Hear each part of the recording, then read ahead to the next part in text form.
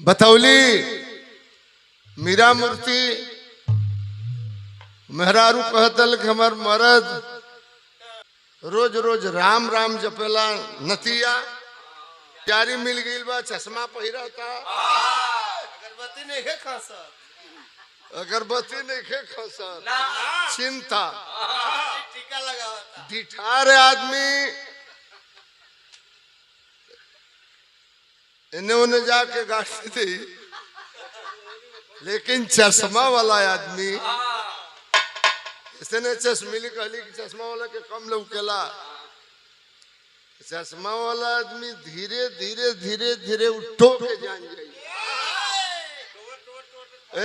मारो अंगुरी से टोट टोट कोई जले चल जाई चश्मा वाला आदमी जब खोद दे के उसने बोलो चश्मिली हम भी चश्मिली और तुम भी चश्मिली जोर लगा ला दोनों आदमी के ऊपर जगह पर जाइए खाली नहीं जाएगा वहां तो भाई जुगों से जानता जगह कर्म प्रधान होता है जैसा कर्म जो करता है वही भुगतान होता है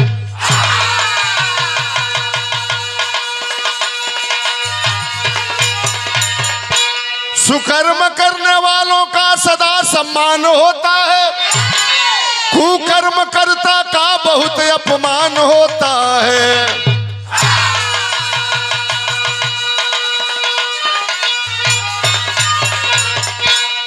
गजल कौन है मास्टर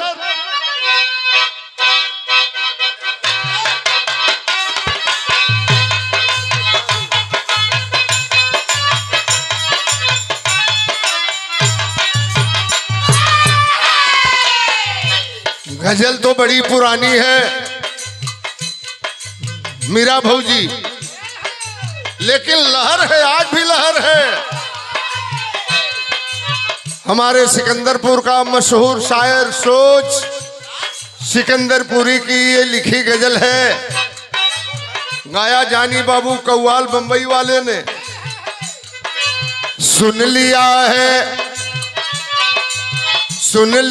है सब मैंने जो तुम्हें सुनाना है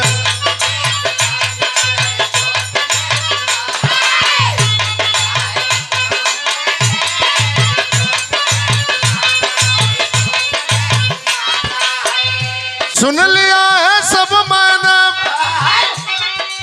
जो तुम्हें सुनाना है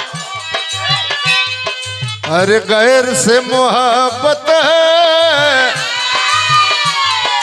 अब गैर से मोहब्बत है दर्द का बहाना है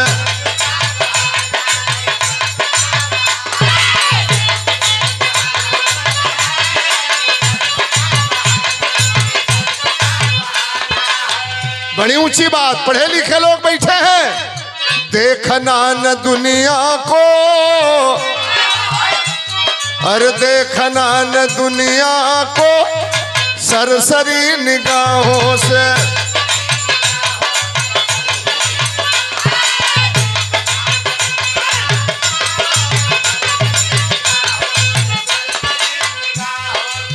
देखना न दुनिया को सरसरी निगाहों से अरे नापना न सागर को नापना न सागर को अरे पावनी सिवाओं से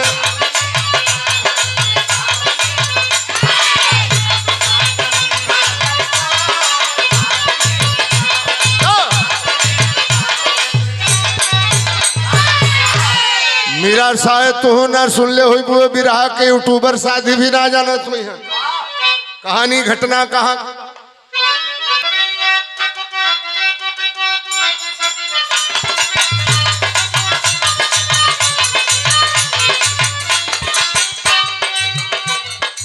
सुनिए सुनाता हूँ अयोध्या की कहानी है विक्रमादित्य राजा के बाद सुनल गई सुनिए सुनाता हूँ अयोध्या की कहानी है विधवा धोबी नुस्की चढ़ गई जवानी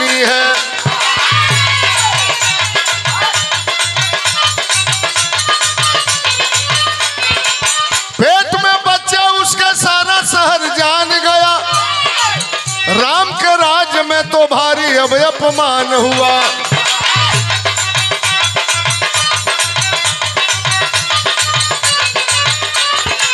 सजाया मौत इस धोबिन को दिया जाएगा, सजाया मौत इस धोबिन को दिया जाएगा, नहीं तो न्याय ना अयोध्या में रह पाएगा।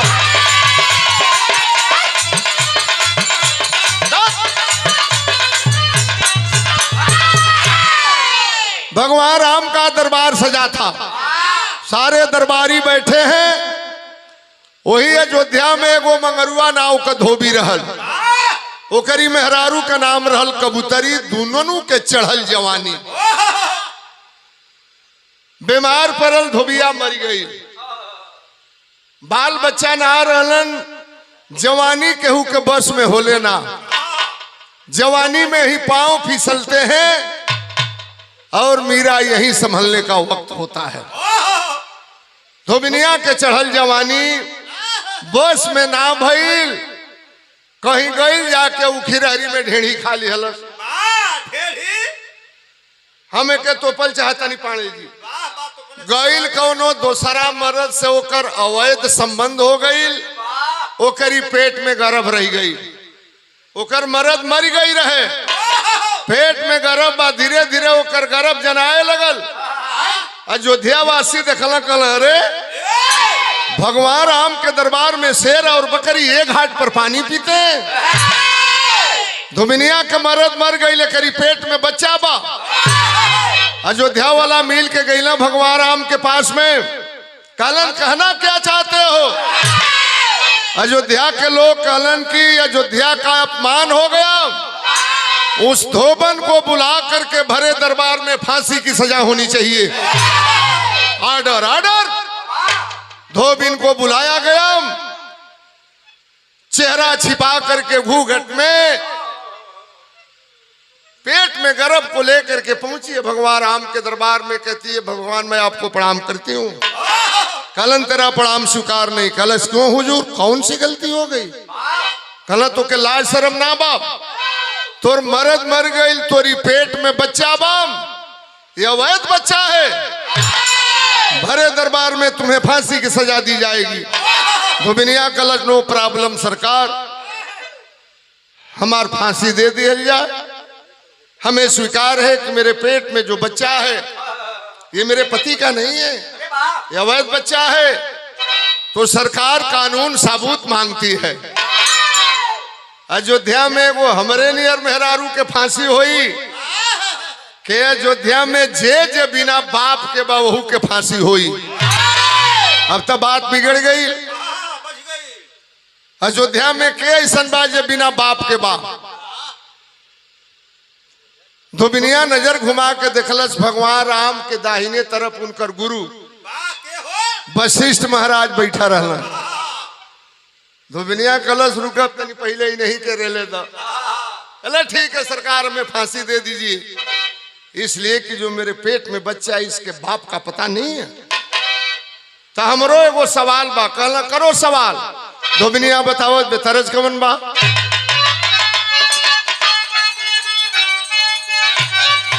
दोनों मेहरारू के मरद कहाँ भगा गई? चल गए ड्यूटी पर। मेहरारू चिट्ठी लिखवलस। चिट्ठी ये घड़ी तो मोबाइल से सगरी बात हो जाता, पहले के जमाना में मेहरारू चिट्ठी लिखवाओ सब। कैसे सगरी बात चिट्ठी में लिखवा दसन, नीचे लास्ट में लिखवाओ सन कि थोड़ा लिखना ज्यादा समझना, मेरे राजा जी आप तो खुद ही समझदार हैं। शेष बातें मिलने पर मरद देश की कोनो कोना में रहे बूझ जाओ, वही बेरा ट्रेन पकड़ के आ जाओ घरे, रात भर में दूसरा बेर मोबाइल पलटी कर दे, काम फरिया जा। जमुना मेहरारू के खिसिया के चिट्ठी लिखवावे के होके कैसे लिखवावे? एक हम बताइला। बताइए। हम कक्षा 7 में पढ़त रहली। बहुत दुआ चोरावो। ए पाने हमनी के बैच पढ़े में तेज रहा। तब का वो शीशा का चोरावो। पढ़े में हम तेज रहली। हमारे गांव में वो मेहरारू रहल, ओकर का नाम रहे? थोड़ा भी ना वो न अरे बता दो, बताओ।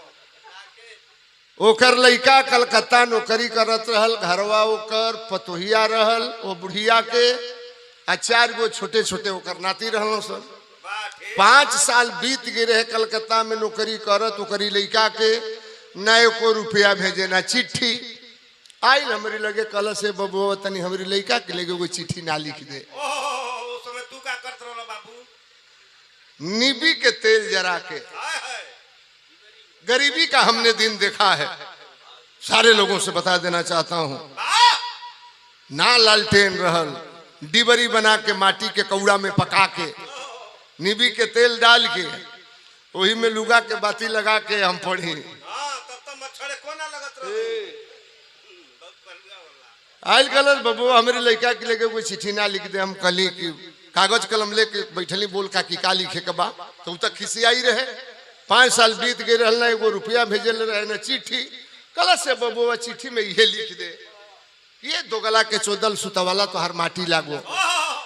गैला कलकत्ता कमाए, न एको रुपया भेजला न चिट्ठी। घरे तो हर माई परेशान बे। हम सोचली कि ये बात के तरह हम चिट्ठी में लिखी, तो ओकर हिंदी में अनुवाद कैली। कैसे? ओकर मजबून बनौनी, श्री सोचती सर्व उपमा जोग पत्र लिखा फलाना के अम्मा के तरफ से। में कल लाइन अपन ओर से जोड़ देली, अरे चुतिया साले कुत्ता कमीना गिदड़ की औलाद, गया तब से न एक रुपया भेजा न चिट्ठी, घर पे तुम्हारी माँ परेशान है। गलत बबुआ बहुत बढ़िया लिख ले बड़े, तनी एक लाइन औरी जोड़ दे। हम कली बोलू कल चिट्ठी में एक लाइन देखा, पहले की मेहरारू के विचार दिमाग, कलश बबुआ साफ दिल के मेहरारू रही। बबुआ एक लाइन औरी चिट्ठी में लिख दे कि ये दोगला गैला रुपया कमाए, आई लेना एक रुपया भेजला ना चिट्ठी। आ घरवा तो हर माई 4-4 गो बियाइल बे, तो ओकर खर्ची के चलाई। तब तक हमार कागज कलम रुक गई। हम ना लिखिए, अब एके हम के तरह लिखी, उहे मेहरारू चिट्ठी लिखौले रहल। अरे गवना करा के संयम, अरे भइले भरतीर जोता जोतवैया बिना खेतवा, आई परल बपर तीरे जोता भैया बिना खेतवा।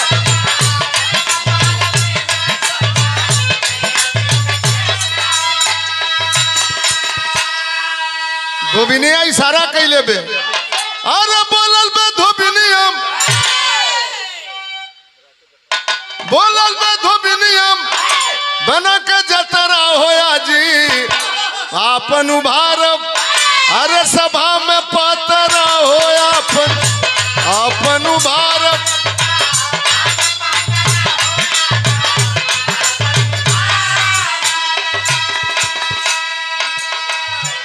इस बिरहा पर जरा ध्यान देंगे, प्रमाण के साथ मैं बिरहा गा रहा हूं। दुनिया कल ठीक हमर फांसी हो जाए, जैसे कि जब हमारी पेट में बच्चा पलत बाई, अवैध बच्चा बा, कलश भगवान तोहरी बगल में जवन गुरुजी बैठल बाड़ा, कुल गुरु वशिष्ठ जी अरे बैठे हैं ज्ञानी।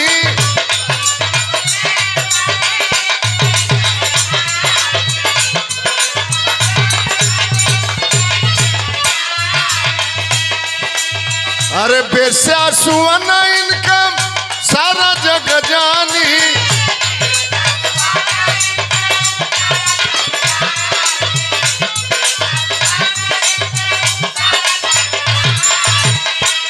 अरे बोला इनकी माई का के भद्रा होया जी आपन उभार।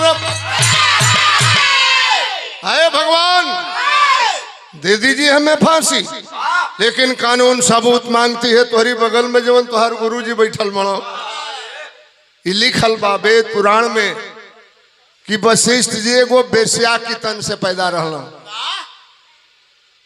ए भगवान अभी तो हमार गनीमत बा, मरद मर गई तो कौने एगो मरद से हम गड़बड़ा गई।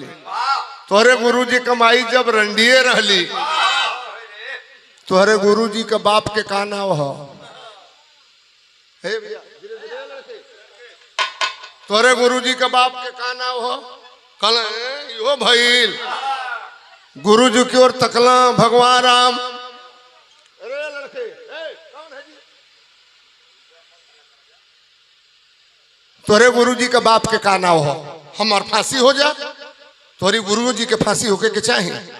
बताओ इनकी बाप के का नाव हो। भगवान कहला गुरुजी हई धोबिनिया जवन कहते ठीक कहते कि गलती कहते। गुरुजी नीचे मुड़ी कहला ने भैया देखबो वैसे ही ठीक तो कहत नहीं खे, लेकिन जब कह दिले बे तो एकरा के मान लो। भगवान कहले ठीक, खबरदार धोबन, हमरे गुरु के बाप के पता नहीं कि हमरी बाप के पता बा। धोबिनिया कल से भगवान बड़ी आई मत बतियाओ, तुहार बात बता दे तो मन करके अयोध्या छोड़ के भाग जाई। कहले भाई हमरो विषय में कुछ जानते का कहल चाहते। धोबिनिया कल तुहरी बाप के का नाम हो। कल हमरी बाप के नाम दशरथ हो। तुहरी बाबू की बाबू के का नाम हो। भगवान कहला जब पैरेलल बात हो रही है, अगर मेरा गाना गलत होगा तो बीच में रोक देना। कहला पैरेलल बात हो रही, हम राजा दशरथ के लइका है। कहला दशरथ के लइका ना हुआ, आज हम जे कर बताई वो करे लइका हुआ। का बतौले वे धोबिनिया तरह तो बदल गई।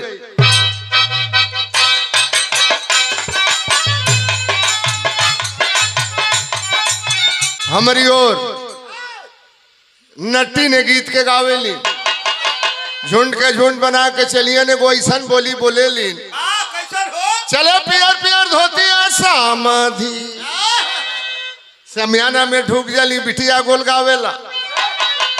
अरे जुगुल जोड़ी रे जुगुल जोड़ी, दोनों पानी का जाल, अरे दोनों पानी का जाल, अरे जुगुल जोड़ी दोनों पानी का जाल।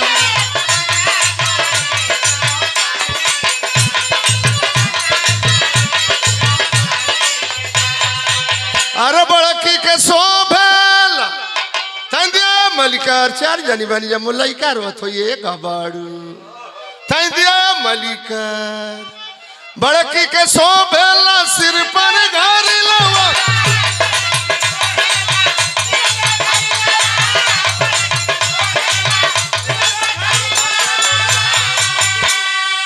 चिटीनी गोल तनी ढरका के गावेला।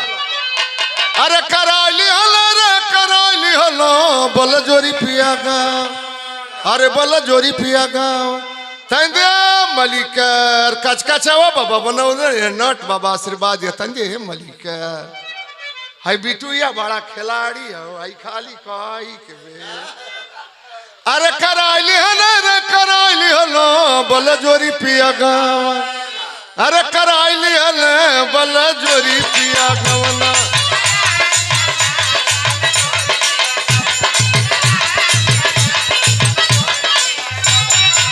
अरे ससुर में सुनी लो, ससुर में सुनी लो तंदे मलिका मुलाइका रोत हो ये गबाड़ू।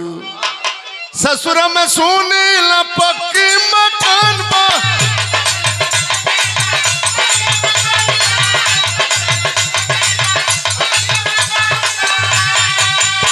अरे ससुर में सुनी लतंदिया समधी तोरी नाती के जूजी बढ़ोए मलिक। ससुर में सुनी लपकी मकान में,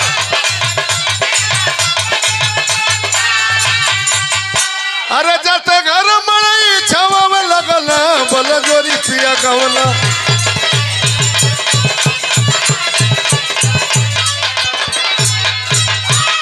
अक्षर मात्रा उतने बा, एक को इंचे ने उन्हें ना, यही के बोलू उस्ताद अपने जमाने में गाँव में।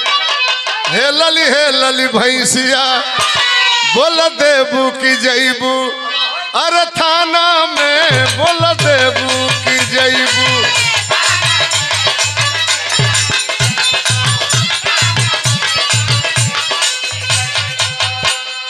मुंशी के दियालू दरोगा के दियालू,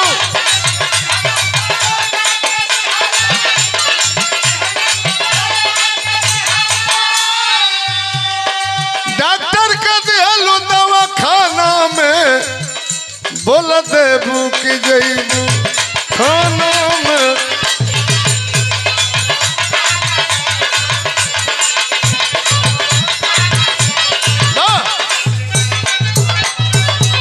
धोबिनिया बतावत बेकी हे लली भैंसिया, अरे पानी में हे लली भैंसिया।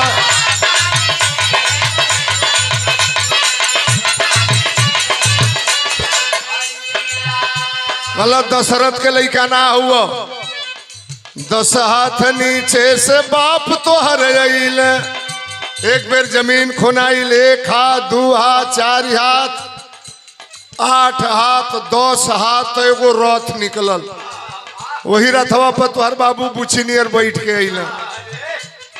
10 हाथ नीचे से बाप तोहर अइल, अरे खिचड़ी से तोहरो जन्म होई गई।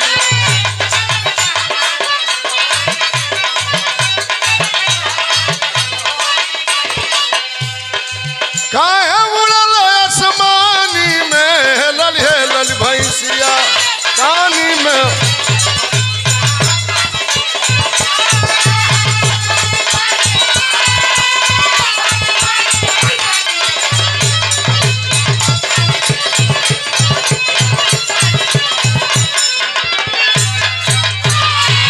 आप लोग जाने ला हम पागल भूत ना है कि बकतनी।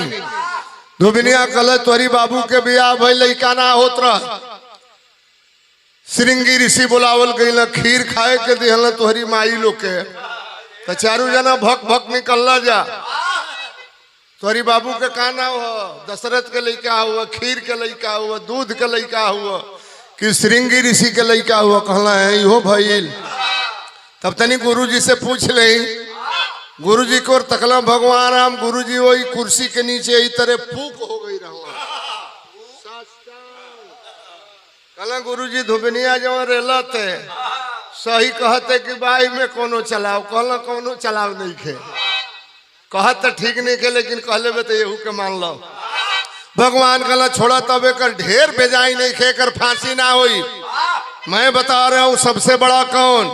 तबले सीता जी पहुंच गई, कली खबरदार धोबिन की जात बड़बड़ का बात करती है। अयोध्या में चाहे जकरी बाप के पता हुई चाहे ना हुई, हमारी बाप के पता बा। धोबिनिया कल से सीता टिकुली मत चमकावा। तो हर बात बता दे तो मन करी कि जहर खा के मर जाई। खाली कुछ भी हो तमीज से तो बात करो। तरज कौन बा मास्टर?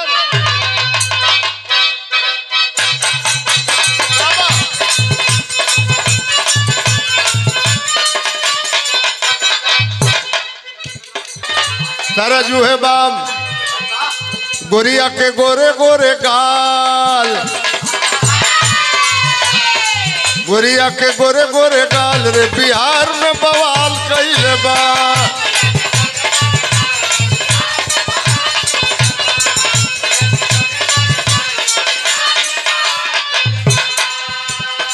गोरिया के गोरे गोरे गाल बिहार में बवाल बवाल बवाल कइले बा।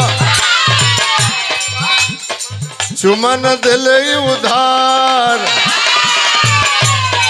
चुमन दिले उधार हो नगद खाती मार कइले बा।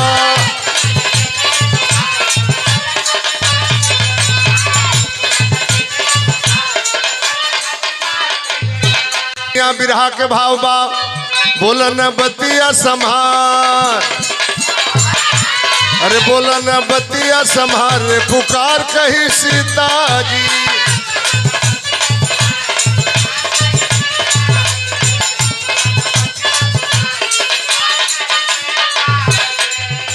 अरे बाबू जनक जी हमार पुकार कही सीता जी। सीता जी कली हमरा धोबिनिया कल तू के कर बेटी है, कली हम राजा जनक के बेटी है। कल राजा जनक के बेटी ना हो। जब तर्क होत बा तो तर्क होना चाहिए। कानून सबूत मांगती है।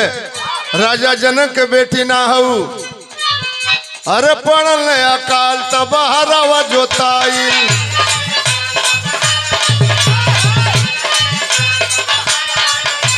मिलल एक गगरी जब के फोराई।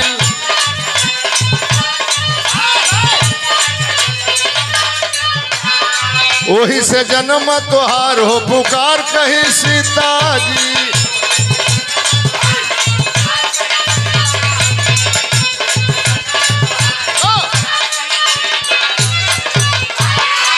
धोबिनिया कल जनक के लिए किना हो। एक बार अकाल पड़ गई जनकपुर में, पानी ना बरसल, राजा रानी मिल के सोने का हल चलौला।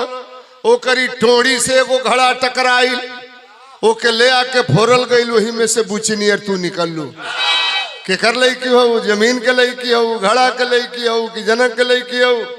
कहली की हो भइल तकली गुरुजी की, और गुरुजी सूत गई रहो। अरे गुरुजी कुछ बताइब। कलन की कुछ ना बताइब, जवन कहते ओकरा के माना जा, जल्दी भागा जाना तो सबकर हवा खराब करी। तौले बजरंग बली हाथ में गदा लेके पहुंच गए। कहला खबरदार, मारूंगा खोपड़ी उड़ जाएगी बदतमीज। धोबिन की जात औकात में बात करो। धोबिनिया कला से बानर अपन बात जानल चाहता तोरी संगत जमन भाई हमके कहे में लाज लागता।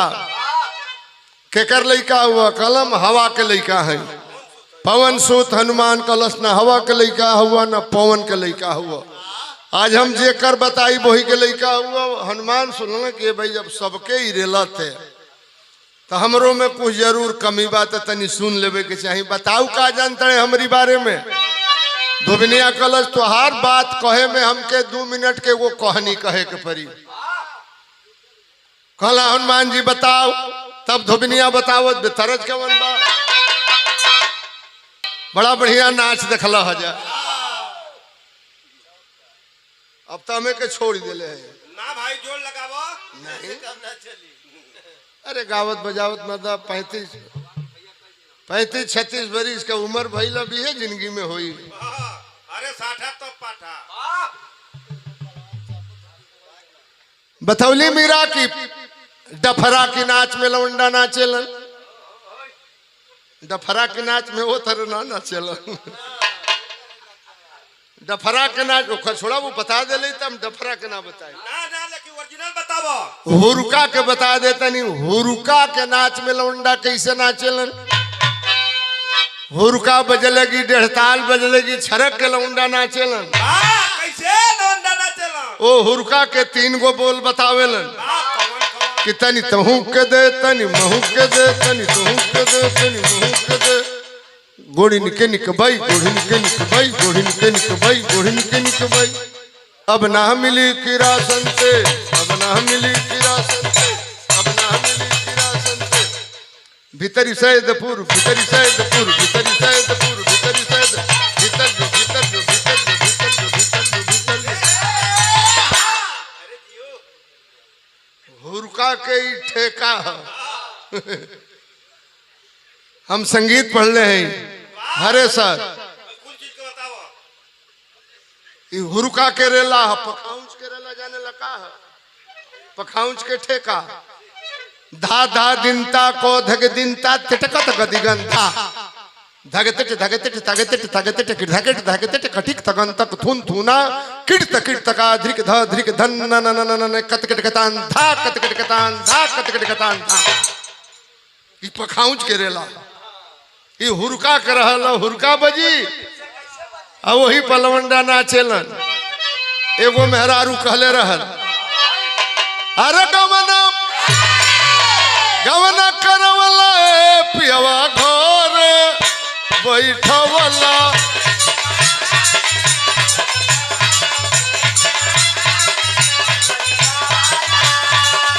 अरे राजा हो घर बैठवला। हम तो चाहते नहीं कि पानी गिरा है। अरे आज भर ढील दो, ढूंढे के नीचे ढील दो। देहात के ही नाच रहल। हुरका वाला लौंडा अरे केने कैले बाड़ू रे बाछी। अरे अरे हो प्लेट मारा, प्लेट मारा। कपार पर से चरा के ऐसे गिराए आ फुफती ले आके एने खोस ले। वाह बारे चैनल में मौसी वाह। ए रहे तो प्रभु।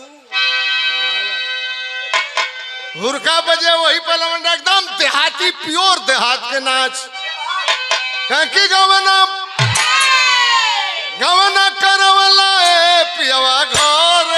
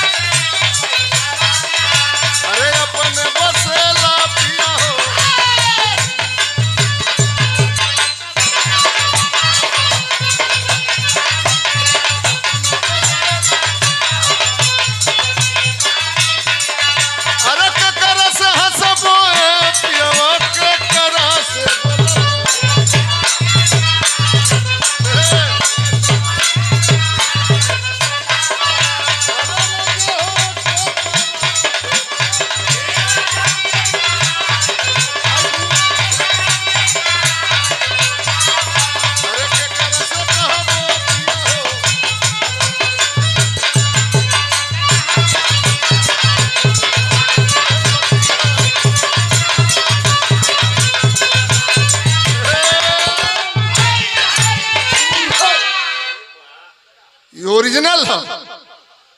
यही गीत के तनिसा बदल के लौंडा गावेल। अरे ललकी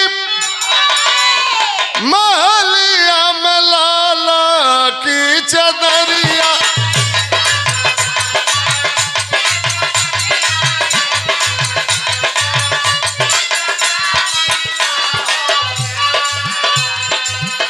ए रामा लाला की चदरिया, ए रामा लाला की चदरिया, जनवा माँ हर हो राम।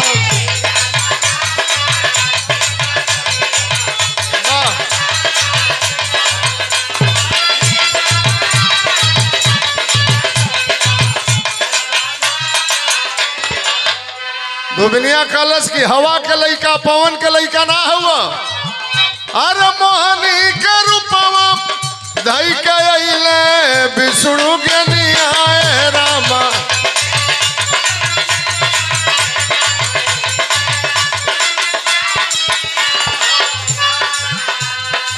ए रामा पागल भइले शंकर भगवान हो। हनुमान जी कहला तोर बात हमके बुझात नहीं खे। कहला धोबिनिया की बुझेबो ना करिए में वो कहनी बा। कहला हनुमान बताओ। धोबिनिया कहलस कि एक बेर भस्मासुर शंकर जी के जरावे खातिर के लखे दे लागल। शंकर जी भागे लगलन। हनुमान कहलन कि उन्हीं के जरावे खातिर के उहे ओके वरदान दे दिलन, उन्हीं के जरावे खातिर के चहेट लागल। धोबिनिया कहलस कि हाँ। शंकर जी भागतड़न। विष्णु भगवान देखल, कहला अरे यार इ तो शंकर भगवान हमार मित्र हुआ, इ साला बड़ा परेशान करी। धोबिनिया कहलस कि मोहिनी के रूप बना के, पार्वती के रूप बना के विष्णु भगवान वही रास्ता में खड़ा हो गईलन। भस्मासुर सोचलस कि इहे बुझाता कि पार्वती जी हई, जाके अखबारी में धैल चाहता। विष्णु भगवान मोहिनी बना रहा। कहला है सुना काहे खातिर के हमरी सैया जी के लखेदा तड़ो। कहला सुन के जरा के हम पार्वती से बियाह करब। कहला कि हम ही ना पार्वती हैं, तो काहे के उनके जरइब, हम तो से बियाह करब। लेकिन हमार सैया कबो कबो बड़ा बढ़िया गणथैया के नाच देखावेलन, तनी नचिया देखा दो। धोबिनिया कहला से हनुमान जी वो एगो हाथ कपार पर धैलस, एगो हाथ कमर पर जर के राखी हो गई। शंकर जी भागते बड़ा। शंकर जी डर के मारे एगो पेड़ पर चढ़ के डाली पर बैठ के बानर के रूप बना लिहला। हनुमान जी कहला तब। धोबिनिया कहलस कि विष्णु जी गईला, कहला कि नीचे उतर ओके हम जरा दिले हैं। शंकर भगवान कहला कि के तरह जरौला है। ए हनुमान जी तुरंत मोहिनी के रूप बनौला विष्णु भगवान। ऊपर शंकर जी बानर बन के बैठा रहलन। उनकर नस टाइट हो गई, काम वासना उनके अंदर जाग गई। अब बर्दाश्त ना भइल, ऊपर से उनकर वीर्य अस्खलित हो गई। विष्णु भगवान यही तरह ओके अंजुरी में रोक लिहलन। शंकर भगवान उतरलन। शंकर जी या विष्णु जी सोचलन कि ये वीर के कहाँ रखल जा, जहाँ रखाई अकाल पड़ जाई। ए हनुमान घूमत घूमत गईला एगो पर्वत के ऊपर।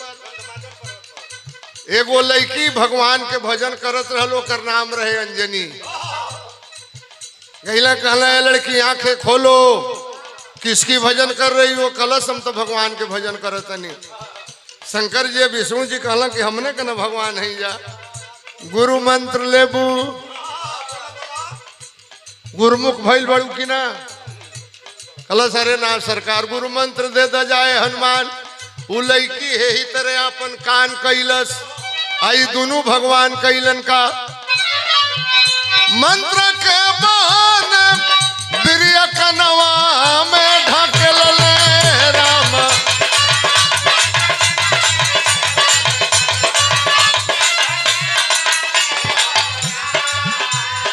कल धोबिनिया की लड़की है इतरे कान कैले से दोनों भगवान ओकरी कान में उबीर के डाल के इतना जोर से फूकलम। हनुमान जी कहला तब का भइल। कहला धोबिनिया की एकरी अगवा ना पूछता तो ठीक रहला। कहला नहीं बताना पड़ेगा तुझे।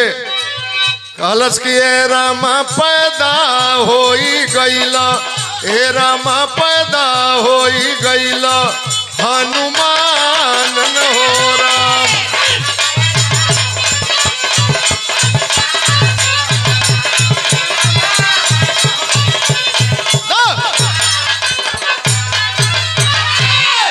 वही लड़की के तन से तू पैदा भइला। खाना हुआ तो हरि बाबू के केकर लड़का हुआ? शंकर के लड़का हुआ कि विष्णु के हुआ कि पवन के लड़का हुआ? हनुमान जी कहला हमारी माई की संगे इतना बड़ा धोखा हुआ है। मेरे विरह सुनने वाले साथियों, पढ़ो इतिहास, पढ़ो वेद पुराण, कान का पर्दा खुल जाएगा।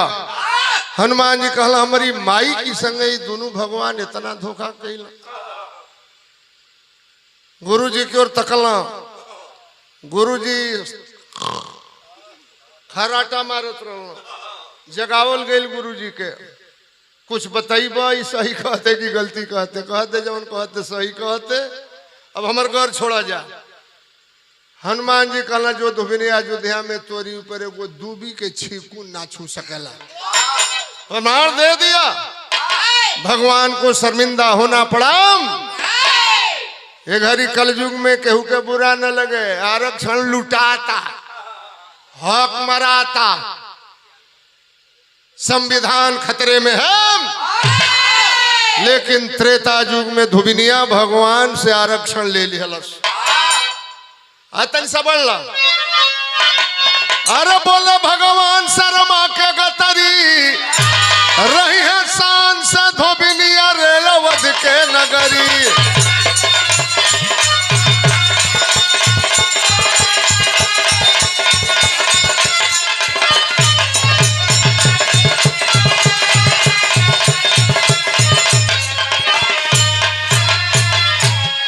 भगवान कलन माफी मांगता हूं, तुमसे बड़ा इस धरती पर कोई हो नहीं सकता। अयोध्या में सबके बिना बाप के बताई के चलल में धोबिनी आया बसीनावा फुलाई के।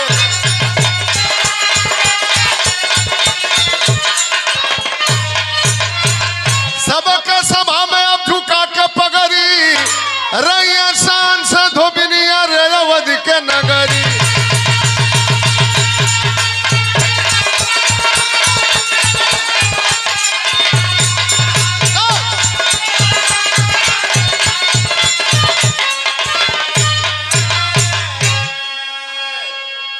विजयी घोषित किया गया धोबिन को। कुसुम पराग देवराम पसारे जद्दू के पैगाम। अरे अवध में जा बताई बतिया अनुपम का